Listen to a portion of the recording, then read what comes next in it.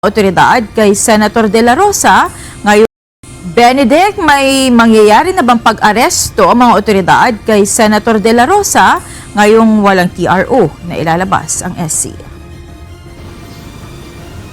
Magandang hapon, Monica. Ayon sa National Bureau of Investigation, nais muna nilang makita yung buong resolution ng Korte Suprema at dito nga nila pag-uusapan yung mga hakbang na kanilang gagawin. Kung bibigyan na sila ng hudyat na arestuhin nga si Senator Ronald Bato de la Rosa.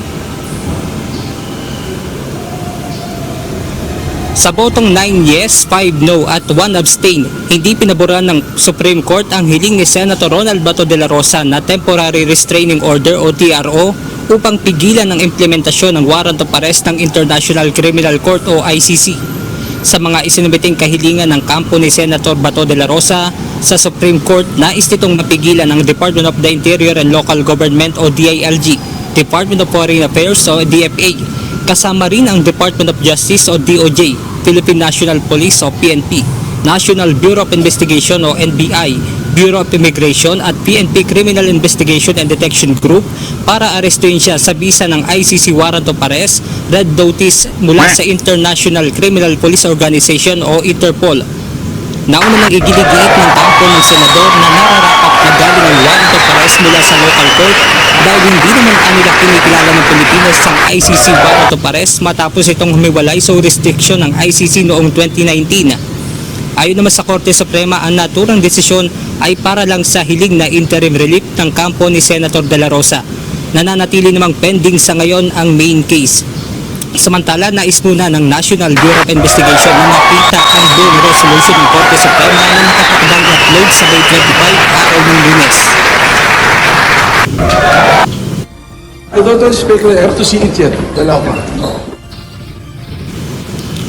Ayon naman kay NBI spokesperson Head Agent Palmer Malyari, sa kabila nito ay nakahanda ang kanilang mga operatiba kung ipag-uutos ang pag-aresto kay Senator Ronald Bato de la Rosa. Of course, the NBI will have to study muna and see the resolution. Kasi unang-una, maraming diniscuss doon eh. Pero ang diniscuss lang muna doon yung prayer for interim relief.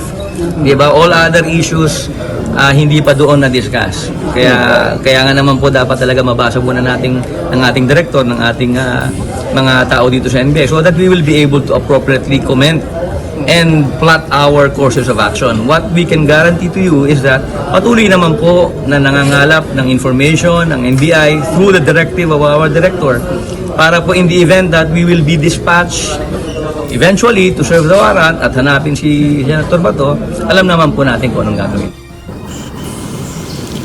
Iginit din ng NBI na may umiiral ng ICC warrant of arrest laban sa senador. Nandiyan po yung kopya ng warrant, alam naman po natin na nandiyan yan. Hindi lang po NBI ang may hawak ng kopya niyan. Ayon pa sa NBI spokesperson, may mga nais pa silang linawin kung kaya't inaantay nila ang buong resolusyon mula sa kataas-taasang hukuman. Pero sa ngayon ay wala pa nilang hudyat para arestuhin si Senator Bato. Ayon naman sa legal counsel ni Senator Bato na si Attorney Israelito Torion, hindi pa anya judgment o final ruling ang inilabas na resolusyon ng SC. Monica, dahil nananatili pa rin itong main case ay nakatakda sila maghain naman ng motion for reconsideration para nga pag-usapan pa rin itong mga kanilang hakbang na kanilang i-recommendang. Aba, bakit naman kailangan pa? Kailangan pa ba? Magandang araw mga kapolitika. Narito na naman po tayo sa ating episode. Regular episode po tayo ngayon. Episode 22 na pala tayo mga kapolitika. Nako. Pero bago po ang lahat ay disclaimer muna tayo.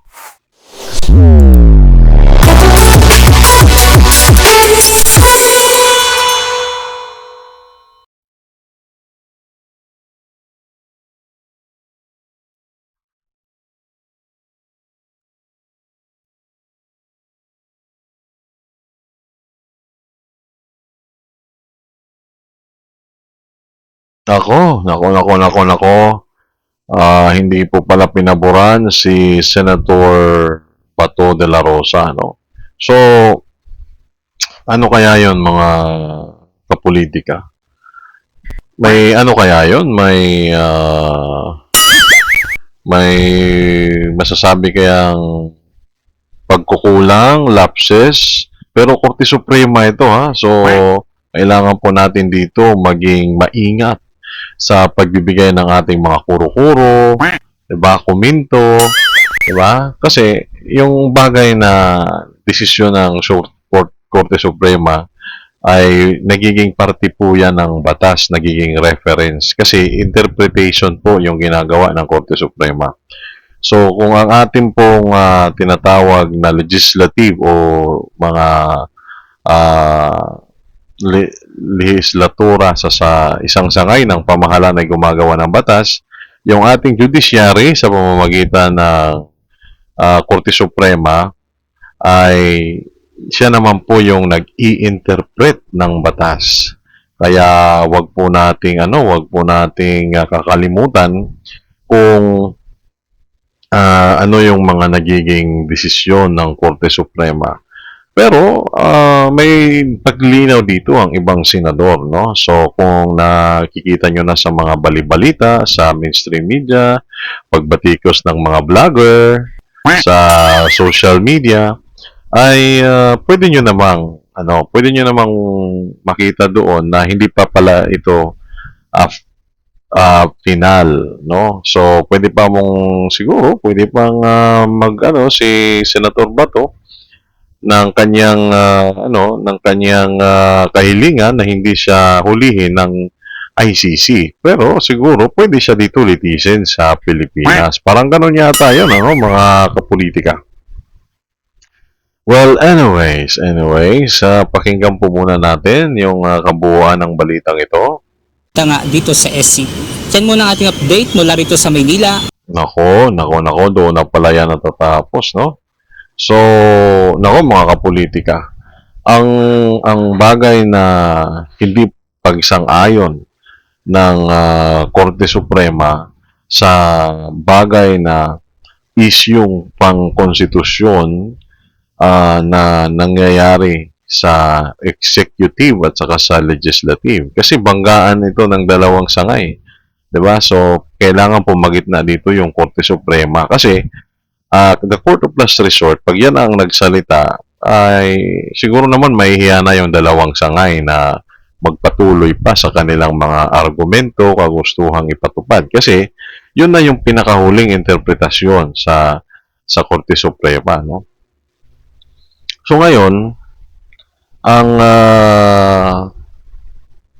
sinasabing pagkawala ni Senator Bato de la Rosa, malaking kawalan din yon sa hearing sa impeachment kasi syempre kulang sila ng isang senador, no? So hangga't maaari sana ay it is the position that maintains the integrity of the branches of government is the position also of the program of the channel Reaction PH Politica. Kasi sa pamamagitan nito, mga kapolitika, ay matutugunan yung demokrasya na mayroon tayo. So, hindi mahahadlangan, no? Pero pag ganyan na mayroon tayong mga, di ba, halimbawa yung senador, pwede naman yan litisin, pwede naman yan kasuhan, katulad nga ng sinasabi ni Congresswoman Daila de Lima, na kinasuhan sila. Pero, syempre, iba naman yung kaso ni Senator Bato de la Rosa kasi yung ICC, mahirap yun. Ibang bansa yan mo, masahe doon yung pamilya. Talagang malaking problema yun, no? Mayroon namang mayroon namang batas dyan yung Pilipinas sa pagdinig sa kaso regarding crimes against humanity and all other nature of the crimes na kinakaso ngayon kay former President Rodrigo Roa Duterte sa ICC, and the court that has original and exclusive jurisdiction, no mga kaso na banggit na ang highlight niya dyan is yung crimes against humanity. is the Regional Trial Court. Yun yung dumidinig pag dito sa Pilipinas, no? You can just imagine, hindi nga Supreme Court yung nagdidinig dyan, RTC, no? So, mataas na yung Regional Trial Court. Pero syempre, mas mataas pa dyan yung Court of Appeals at saka yung tinatawag natin na Supreme Court. Pero bakit mo, according to Rome Statute, bakit mo naman dadalhin doon sa sa ibang lugar, di ba?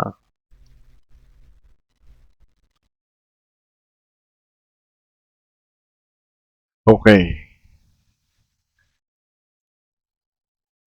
Okay. Naku, nagkaroon po ng technical problem lang po. Naku, sunod po tayo na video, mga kapolitika, no? Saan na ba yun? Ito na ba yun? Ito na ba yun? Hindi. Ito yung isa. This one. Investigations at legal. Napapansin ba ninyo kung kailan gumagalaw ang Senado bilang impeachment court? Kung kailan pinag-uusapan ng Senate leadership?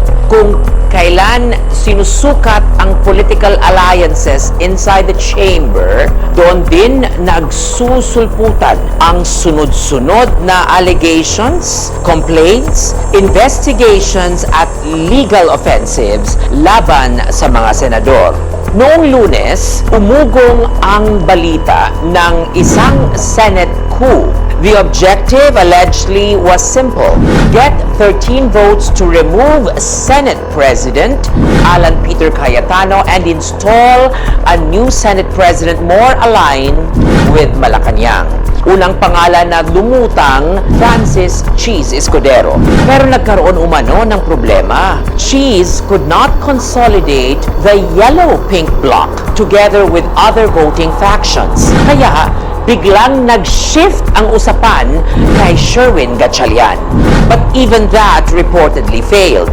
Why? Because several senators allegedly feared that Gatchalian, while competent legislatively, might struggle steering an impeachment court, being a non-lawyer, considering that impeachment trials are highly technical, constitutional proceedings requiring rulings on evidence, procedure, motions, subpoenas, contempt powers, and constitutional thresholds. And according to Senate whispers, several calls were allegedly made from Malacanang to senators pushing for leadership change.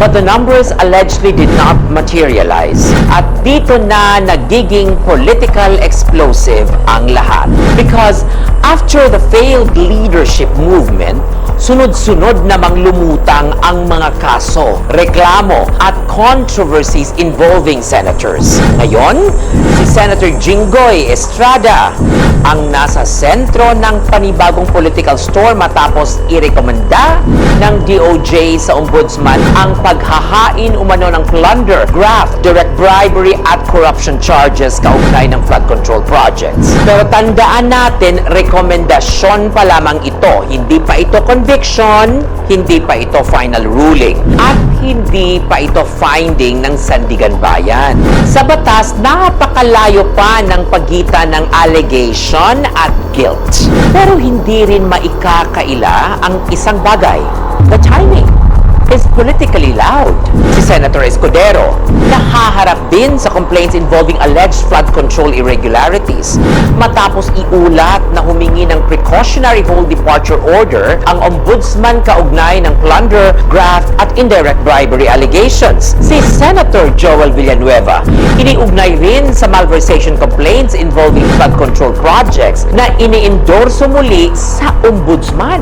Si Senator Loren Legarda naman nadadawit sa political noise dahil sa mga usapin involving the energy firms connected to her son, Congressman Leandro Leviste.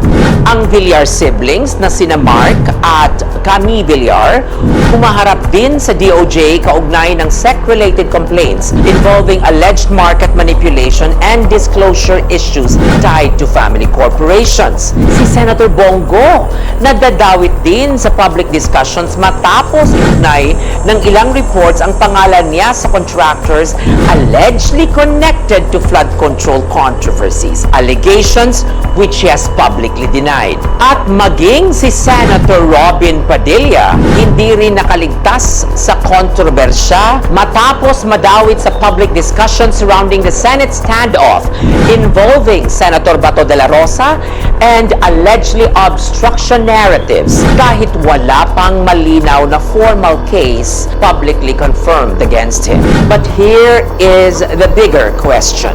Why is Malacanang allegedly so desperate to control the Senate leadership? Is it really just about the impeachment of Vice President Sara Duterte? Or has Malacanang already moved beyond impeachment and is now more concerned about controlling the Senate Blue Ribbon Committee? Because with a new Senate majority, independent from palace influence, there is growing fear that more cans of worms may be opened. Mga personalidad na dating umanong hindi man lang ipinatawag sa Blue Ribbon proceedings could now potentially be summoned. Possible whistleblowers may emerge. Former cabinet officials may be compelled to testify, like former Executive Secretary Lucas Bersamin, former Budget Secretary Amina Pangandaman, the so-called 18 Marines, contractors, regional operators, DPWH insiders. At maraming nagtatanong, why were these personalities never aggressively pursued before? Was it caution, political accommodation, or fear? At dito, nagiging delikado ang lahat. Because in constitutional law, impeachment is sui generis. Unique ito. Political in nature but wrapped in constitutional process. Senator judges are expected to act independently, fearlessly, and free from intimidation or political leverage. Kaya kapag halos sabay-sabay ang legal offensives, investigations, at public allegations laban sa mga senador habang gumagalaw ang impeachment court at Senate leadership restructuring, natural lang na magtanong ang publiko, is justice moving naturally or is politics moving justice? Hindi ito absolution ng mga mentioned senators. Hindi ito pag-abandona sa accountability. This is just a warning against the dangerous appearance of selective timing. Because the moment prosecutions began to appear weaponized by politics, the credibility of both the justice system and the Senate itself begins to suffer. At sa isang demokrasya, perception matters almost as much as power. Another day, another regal POV. Okay, ako, mga kapolitika. Napakaganda po ng ano na yun. Find your inner anthem. Okay, so ano bang masasabi natin doon mga kapolitika? Well, syempre, yung paliwanag dyan ni Attorney Regal, no? Ay parang ano yan, parang sariling opinion. That is your own politics, no? It's up to you to decide. Ayokong mag-comment muna dyan kasi maganda naman yung presentation niya, no? So, I will leave you all the Tagalog naman yun. Tagalog ba yung... siguro next video tayo mga kapolitika. Ika lang ha, dito tayo. Ito, interview ito kay Senator Amy. All right, welcome back to Head Start. We have a few minutes left on the show. She was to come in at 8:30 in the morning, but there were technical problems. But we'll try to extend for 15-20 minutes. We're privileged to have with us Senator Amy Marcos. Senator Marcos, good morning to you, ma'am. Yes, magandang umaga. Sorry, talagang nagbulilyaso yung wifi. Medyo na-late tayo, but nevertheless, we're here. I think you wanted to know our reaction dun sa PRO yata ni Bato. Yeah, let's start with that first. Yeah. Okay. Well, Because yes, Go ahead. please go ahead. Please Hindi, go because ahead. the Senate President has repeatedly said they will only recognize arrest warrants coming from Philippine courts. Now, what do you make of the Supreme Court now not granting Senator Bato a temporary restraining order? Yes, yung linabas ng Senate, ng Supreme Court, hindi pang maliwanag. They said they will post the decision on Monday. So, mahirap pang mag-speculate kung anong basehan ng decision. Wala naman ruling on the merits. But if truth be told, ang pagkaintindi ko, kasi maliwanag, I was the one who led the investigations on the kidnapping of former President Duterte to The Hague. And it's very, very clear there's a process that's indicated both in our Constitution as well as in the extradition laws. Unang-una, kung mag-issue yung ICC ng warrant, ang magsiserve niyan, kasi they have no enforcing agency, is the Interpol. The Interpol then calls the Philippines, their counterpart, which is the PCTC, or the Philippine Council on Transnational Crime. They will then apply at the local court for a local warrant. Yun ang intindi namin. So the denial of the TRO is perhaps until now not conclusive to me, because I need to see the basis, and certainly the Supreme Court will mind the Constitution as well as the very clear-cut extradition laws of the Philippines. The mangling of extradition versus surrender, para sa akin walang basehan yun eh. Kasi maliwanag, Pilipino ang idadakip. Ano? Ang aarestuhin dapat ay Pilipino, Senator Ba.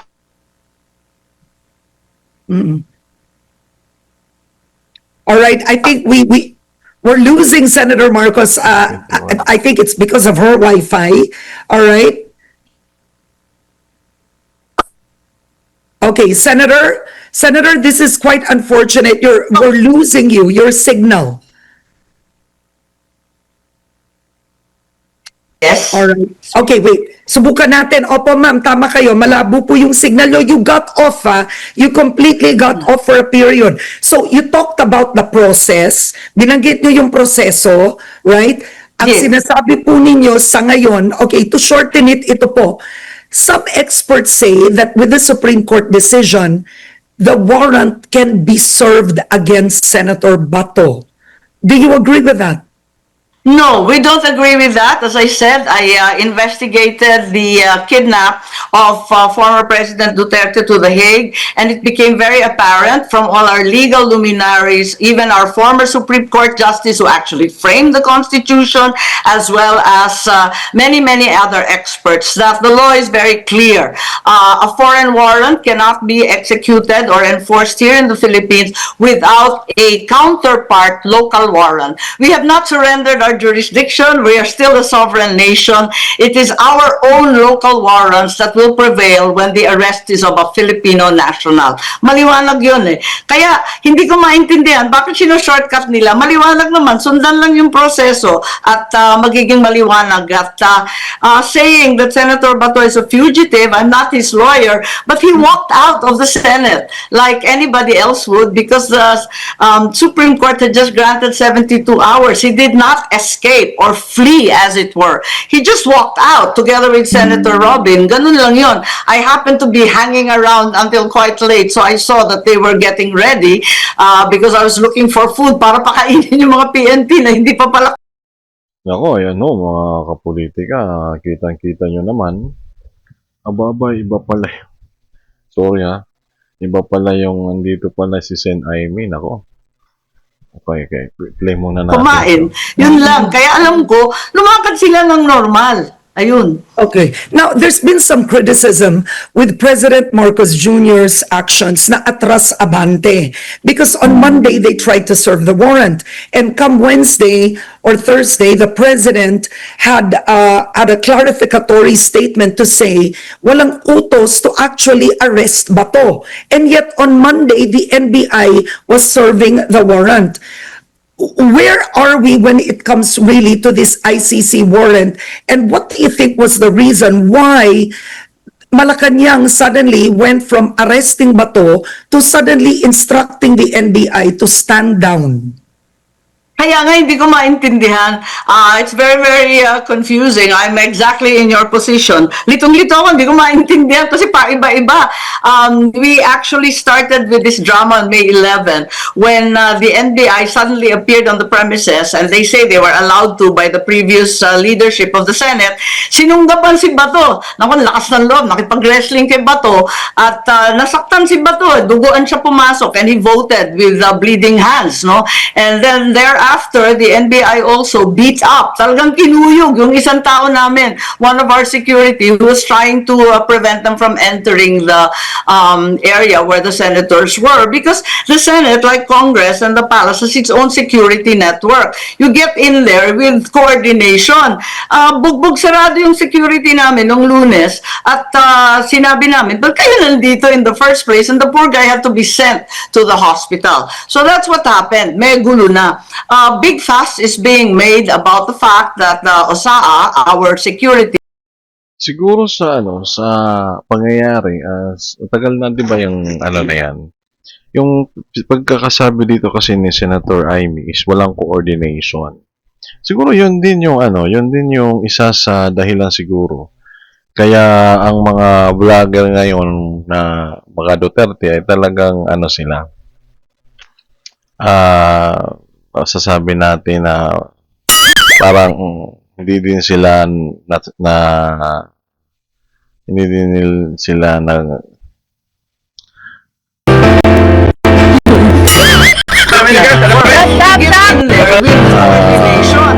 bugbog sarado yung security namin nung Lunes at sinabi namin, but kayo nandito in the first place. Yun. Hindi sila parang anong tawag doon? Hindi rin sila nagiging parang masaya? Masaya ba yun? To be sent to the hospital. So that's what happened. May gulo na. Big fuss is being made about the fact that OSAA, our security, fired the first warning shot. And I'm not here to lawyer for them, but what I know for sure is that everybody was on heightened tension because a lockdown had been imposed. We were all waiting for the articles of impeachment. We heard drilling in the wall. They were actually trying to break down the wall from the GSIS side. And the NBI was all over the place already and they couldn't prevent them from coming in. We were only 2 doors down. Tama yung kay Senator Pia. Nakaka-nervous talaga. So the security shot and then it began. All these volley of gunfire. 44 yung basyo na nahanap doon sa may bintana. It was very, very scary. And rightfully, our majority senators really complained that this is not quite right. And the NBI really put the senator, really attacked the Senate. It was very, very apparent. All right. And Senator, I want to ask you 2 questions on that. First, number 1, did Bato have to run away? I mean, when the NBI was serving the warrant, that conduct, that chase by the stairwell, being a senator of the land, shouldn't he have just spoken to the NBI and allowed himself or surrendered? The act of running makes him act like a fugitive, Senator. Yes, I agree because the CCTV that was shown was actually cut. It was edited. He tried to talk to them and then they jumped him. Ibang usapan yun because there were so many of them and they jumped him. Isa lang yata o dalawa yung security niya, layo-layo pa. They really jumped the guy and started pummeling him and wrestling with him. He tried to speak to them. I'm not here to be Bato's lawyer and I'm actually thinking forward that the issue really was not Bato after all. Well, yung naririnig natin ngayon kay Senator Amy, parang ngayon ko lang din yan siguro narinig o baka naman na na din yan, na palabas na din yan sa ibang mga vlogger. Sinasabi naman yan ni Senator Bato na na-wrestling daw siya. So siguro, kung nagkaroon lang ng tinatawag na progress yung pag-uusap. According to Senator Amy here, sinunggaban yata, jump into Senator Bato at nakipag-wrestling. Sino nga naman ang di tatakbo? Diba? Yung tinatawag natin na life preservation, natural way of preserving your life. It's very natural na syempre aalis ka para 'di ba? Para walang masamang mangyari sa iyo. So, nako, hindi din natin alam mga kapolitika ano kaya yung mangyayari dito. Nako. Oh, it was really the leadership of the Senate because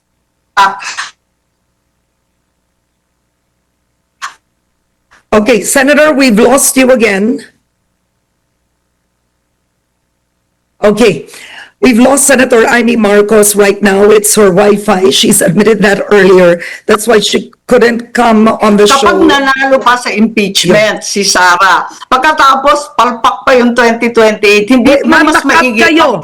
Kanina Ay, nakat po sorry. kayo. Pwede niyo po ulitin yung sinabi niyo na the arrest was more than that? Is that what you were saying? That was it to stop Yes. Bato from voting? Yes, that's right. It turns out that Bato was only the beginning of the entire story. Yung pala, more importantly, they really wanted to change and get back the leadership of the Senate because there was so much at stake. Nakapusta na pala doon yung CONAS. Kasi ang problema nila, matatalo sa impeachment sa Senado, mananalo pa si VP Sara sa 2028, iditepok na sila. Kaya ang Ababa. Nako, it is a very what is this? Predictive?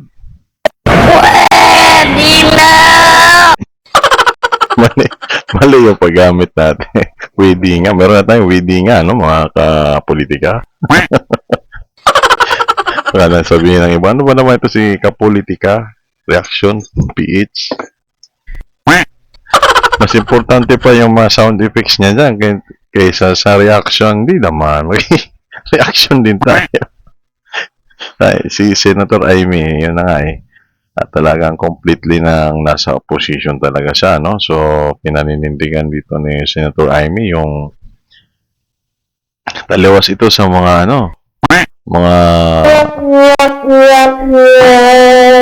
mga DDS na parang ayaw yata nila kay Senator Amy, no? Mga DDS na yun, ha?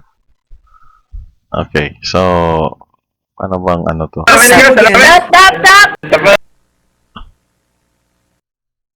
Okay. leadership of the Senate. Was it to stop Yes. Bato from voting?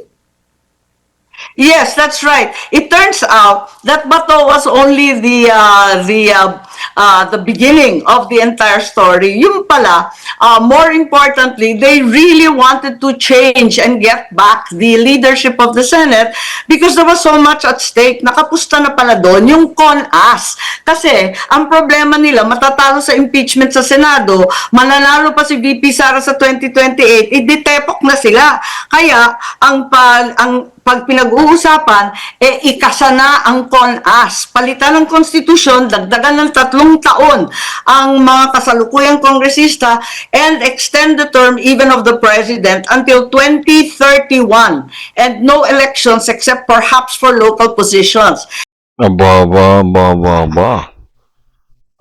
Tapos na kasi yung midterm election. So, ang susunod is tama ba? Tapos na yung 2025 midterm election. So, ang susunod is national or presidential election on 2028.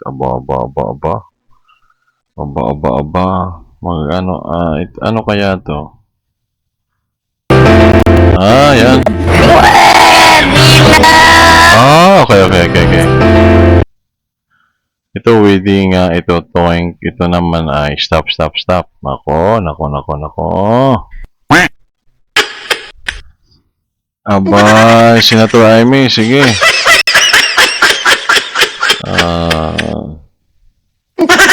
Alam na natin kung ano yung pwede nating i-ano dito. No, i-caption dito sa ayan, ako. Pwede na yan. Decision on Monday. So mahirap ako mag-speculate kung anong basehan ng decision. Wala naman ruling on the merits. But Ay, napansin nyo pala mga kapolitika. So, may bagong studio na naman tayo ulit. Nako.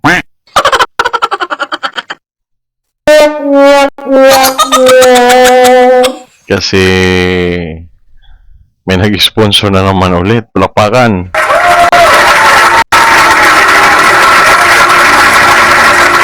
Ayan ko, audience natin. Pero ito, at least maganda ito kasi ito si Lapu-Lapu, nakita nyo. And then, andito si Dr. Jose Rizal. Andito si Andres Bonifacio. Andito si BBM at saka si Pangulong Duterte. Ano? BBM ba yan? Hindi natin sure. No? So, ewan ko bakit they come up with this design. No? Well, that is really maybe to establish connection sa ating kultura. No? Because we're talking here of being a patriotic model for a social media platform. No? So, kaya may mga bayani tayo dito. And, ayun, no? Sige. Tapusin natin tong balita, mga kapolitika. Ang ano dito kasi ni Senator Amy is, this is their politics sa partido ito kasi sa ano ito, PDP yata ito si Senator Amy. Hindi ko lang sure kung PDP siya. Pero at least, yung sinasabi naman niya ay relate niya sa taong bayan na baka daw ang pagpapalit ulit ay parang yung kagustuhan pala nila na magkaroon ng CONAS, Constitutional Convention ba yun? O Constitutional Assembly, ano? So, nako. Kasi pag binago mo yung Constitution, talaga nga naman baka magkaroon ng paghinto muna sa halalan on the national scale, no?